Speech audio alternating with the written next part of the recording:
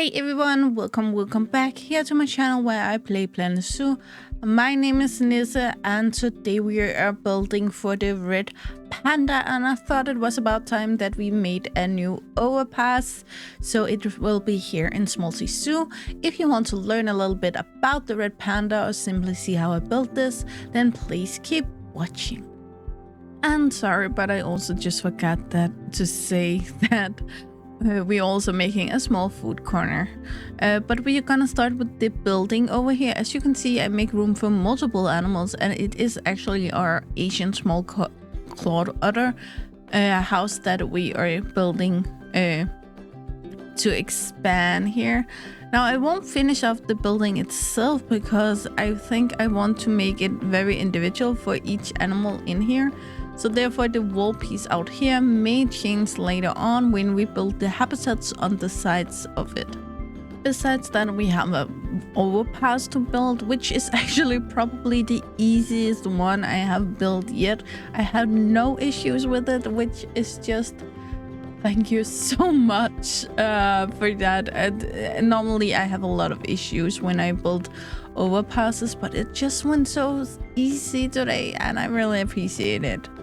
And on the other side of that overpass, we're gonna build a nice little enclosure, which will be next to a little food area, so the guests can sit and enjoy something nice to eat or drink while they are watching the Red Panda. The Red Panda is something that I have in most of my zoos because it's not the animal I think of first, but literally it's always the animal I gonna build at the end of the zoo because it just fits in everywhere and I just love them. But here I wanted to build them a little earlier, especially because one reason I always put them in the end is that they fit everywhere because they don't need a lot of space and they are small, so of course they belong here in Smalzie Zoo. I also want to tell you a little story today, and normally I have links below for everything I say. I will still have some links below, but not for this story. Simply for the fact that I just spent half an hour finding a link just to put it below to verify this, but I couldn't find it. When I was a child, we talk late 1990s or early 2000s, we had a program here in Denmark called Bag kulisserne i zoo, meaning behind the scenery in zoo. And this was my favorite program. I watched it with my family and it was everything like animal birth and animal death and just everything, all of the practical. Then one program they followed a vet, and one they follow a keeper, picking a few animals to talk of each episode and go over. Some of them got a new habitat, talked about that. But one thing that is very important is also the fact that it was not from one zoo. Nowadays you can get a lot of these clips that come from either zoos around the world. It's very easily to get to. But back then it was a lot for one zoo to have any kind of footage get out there that way, because simply we did not have the internet yet in the capacity that we have today. I believe it was sent on DR1, which is Danish public service channel.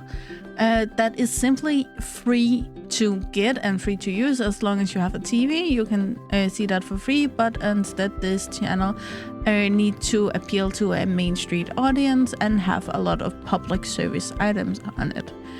Anyway, they have that program and I loved it. I watched it with my family and we watched it a lot.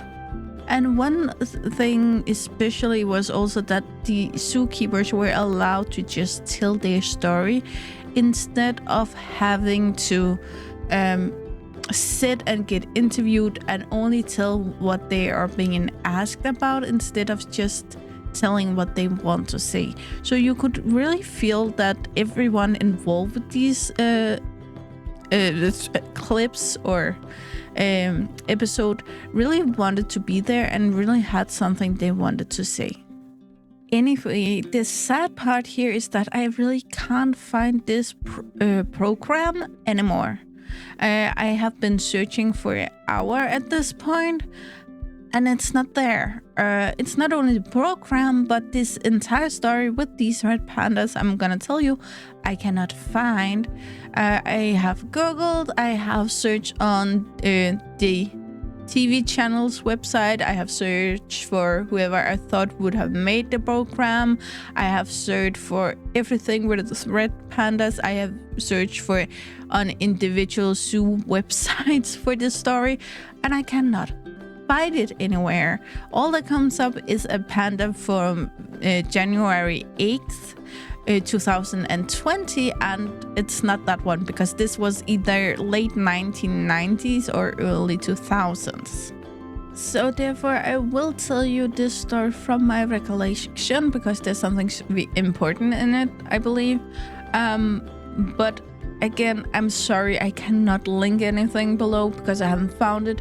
If you, for one reason or another, know what I'm talking about, know something we can link below, then please either contact me on Instagram or comment below, and I would really appreciate it because I want this story to get out there. And I think it's, yeah, I really think it is a important story. Because the thing is, every time a zoo needs a new habitat, everything I build a habitat, everything time anyone build a habitat, either in a game or in the real world, there is some important decisions that have to be made. And it starts really basic. What should we build it of? And I'm going with metal fence and electricity today. Combined with a wood fence in the background, where we put this anti-climbing thing on, but I do believe I also would have electricity there. In general, a lot of people do not like electricity around animals, but the thing is, as long as it is a clever animal that it is for, it's not an issue. They will get a little snap once. Normally you would have a low voltage in it, designed for the specific animal. You would not use the same voltage for a red panda that you would use on an elephant, for instance, but you would kind of need some kind of thing that will shock the animal a little and they will never touch it again. And this is very, very important because you can have a strong fence, for instance, made by concrete, but they will touch it again and again. And that's actually where the base of my story starts, with a concrete fence for a red panda habitat. You see, if you ever have vacations in the summer in Denmark, you know it's kind of hot. It's nice. It's not like extremely hot. We maybe have 2 hot days a year, but besides that, it's hot enough that you can have a summer dress on or shorts or something and feel nice, go to the beach, but you will not feel overheated. You can still do stuff and be active, which is really nice. However, in the winter, we will get some amount of snow, not all years, and some years it will be extreme and some years it will be one day. That varies a lot. However, this specific year we got a lot, and you wouldn't move it out of a habitat or try to melt it if you don't need to.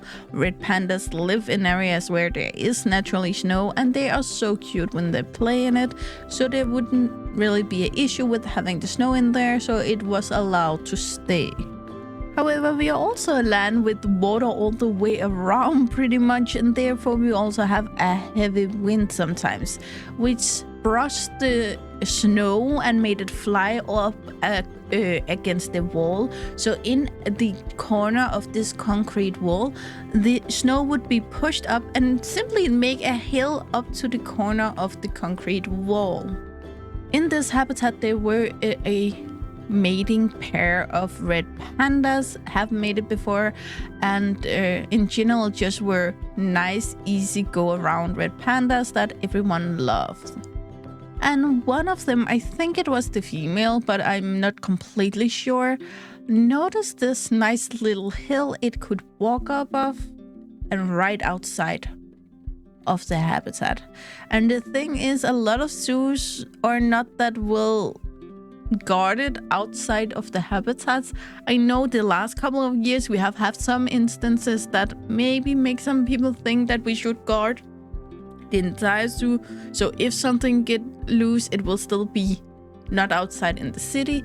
But back then here, we really hadn't thought about any of that yet, and therefore when the red panda got outside of the enclosure, it could basically go wherever it wanted. So now there were, of course, one red panda down, and luckily they got a call a few days later from a farmer who found the red panda in their barn. It had literally kicked out of all of the farm cats in the barn and now made it its own, where it just moved in all of the straw on the roof or the top layer of the barn.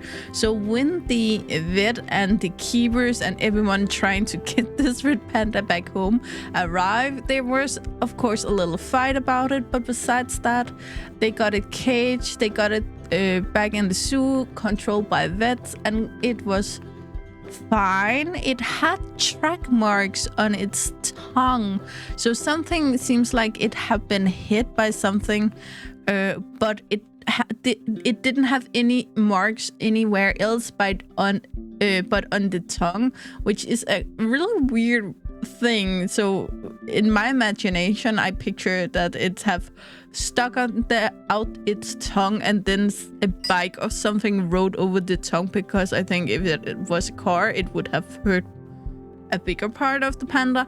Besides that, I really have no idea what went on there. Anyway, it got back home, lived with its mate for a couple of weeks, and what happens next was stupid, because yes, it should not have escaped in the first place, but fair enough, we do not get that amount of snow that often in Denmark, so it probably have never been an issue before. However, a few weeks later, the snow were back and the hill up to the wall was back. And this time it was the other one that saw, oh, my partner were out for a run, I want one too. And that's fair enough. It's understandable. Again, it shouldn't happen. Again, at this point, everyone involved have learned that when it snows, you need to make sure that there's not enough snow that this can happen. And the first time we got really lucky. It got home in one piece, a little issue with the tongue, but besides that, it could eat, it was healthy, it drank, it was back and good as new almost. And sadly, second time around, it did not make it again. Cars are very, very dangerous, and it was initially found at a country road. As far as I remember, it was just found there and clearly hit by a car. I assume someone would have thought it was a cat and just left it there. I don't think you ever just should leave an animal you hit on the road. Always go back, check it's dead, and if it's not, then either put it out of its misery or see if you can help it. But it was found on the roadside, and it's very, very sad, because that should not have happened, because at this point there was no excuses. They knew they could escape this way, so as soon as the snow came back, they should have stopped it. I do not remember if the one that survived ever got a new mate. I do remember that they actually did put out in a heating thing later on behind the concrete wall, so it will heat the wall up. So if the snow comes in the habitat, it's not an issue, but if it get blown up off the wall, then the wall would be at least 5 degrees, and that would be enough to heat it. That's how far as I remember it anyway. So they have taken measures to make sure it shouldn't happen in the future, but it's just too late. As soon as you see something like that happen in your habitat, you should really take drastic measures right away, because the animals are not waiting for you to fix your stupidity. Again, I think this story really have affected sometimes the way I build habitat. For instance, I am very aware of where I build habitat, and yes, I am aware more of snow than I am of heat. I try to be aware that if I build a habitat in the desert, then I need some kind of shade so the animal can go in and get some shadow, and also try to make it not too thick so they still can get a breeze in there and stuff like that. But the snow can really be dangerous for a habitat. It can actually also knock out electrical fence, which is not an issue if the animals are used to the fence being electrical, because normally they will only touch it once in their life and then never again, so therefore it wouldn't be an issue.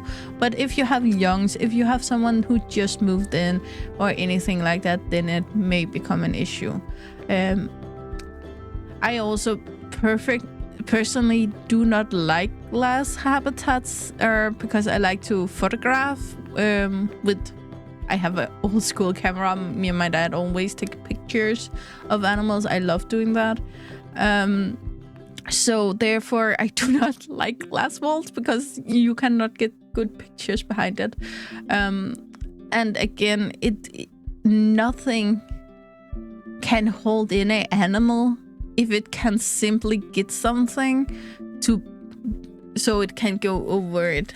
It doesn't matter if that concrete wall had been brick or if it had been wood or not, what it had, as long as the snow could be there and get strong enough to hold the panda could get out. I'm sorry to tell you such a sad story, but I think it really put a good point on how important it is to be aware about your animals, and every time they learn a new trick, don't assume they only do it once. Assume they're gonna do it again and take measures to make sure they can't. This is also why I actually chose to put the metal fence up on the overpass, because in general I do not think the red panda would jump from up there, but just in case it finds a way from up there, then it would be really stupid. So that's actually more so why I choose to go with the metal fence up there. It could probably have been less than this, and yes, I do also think I would have electricity up there. However, I do believe that you should be able in some way to turn off the electricity, especially in the under part of the fence, because if you have babies up there, you don't want to shock them too much. Either that, or you could turn the electricity down a bit. There is a measure that you could take to be a little more careful about the animals, of course. But in general, there's just a lot of things going on in a zoo, and you can't spend your entire day hunting down animals that have escaped. That just doesn't make sense to use your day on that. Of course, we should always try to give the animals as good habitat as they would never want to escape, but you simply can't count on that in any case. Anyway, guys, I know I have a lot of new subscribers the last couple of weeks, and I really appreciate it. Welcome. Thank you for being here. I have remembered to say that before now. I'm sorry about that. But normally I talk more about the animals in these videos. This is the first one where I actually have found a story like this, which I actually think of maybe doing again. So if you guys like this kind of storytelling instead of pure informations, again, if you want to learn more about the red panda, I will still link a link below so you can go read about it, or every single other red panda video by me will have that kind of information. So it's also a kind of, I do not want to just say the same facts again and again. So please, everyone, comment section below, do you like me going a little off scripts and tell these stories instead, or do you just want more facts about these animals? Yeah, I'm I'm open to both, maybe a combinations, but again, when it's new animals, I really want to tell you about them because some of these animals I never heard about, so I want to learn more, and I feel like you may be wanting the same. But when it is Planet Zoo animals that we have talked about again and again and again, I want to hear new stuff, and a lot of zoos have these stories. Not all of them sad. It's not because I want to talk about dead animals, but I just want to have like more to say, and there's a lot we can learn from these stories.